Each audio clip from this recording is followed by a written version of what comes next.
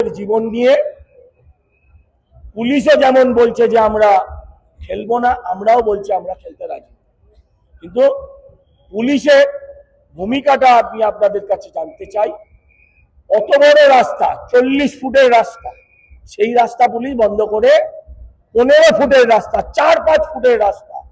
আপনারা চলুন, স্থানীয় মানুষজনদের জিজ্ঞাসা করুন, যদি আমি মিথ্যে বলে থাকি আপনারা এসে আমাকে ধরবেন।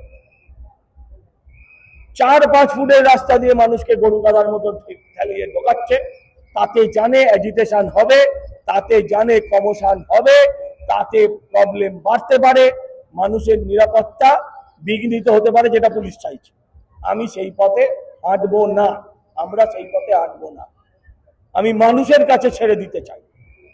আমরা চালাবো, যদি পুলিশ আমাদেরকে বাধা দেয়, আমরা আমাদের মণ্ডপের আশেপাশের আমরা যে লাইটগুলো লাগিয়েছি, পুজো কমিটি যে লাইট লাগিয়েছে, সরকারি লাইট, আমরা সেই লাইটগুলো নিষ্প্রদীপ করব।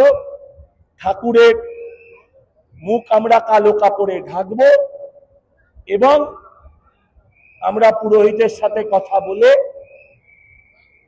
আমরা যদি দরকার হয় মাকে নিরঞ্জনের আগে নিরঞ্জনের ব্যবস্থা করবো। এছাড়া আমার কাছে আর কিছু করার নেই, এছাড়া আমরা আর কিছু করতে পারবো।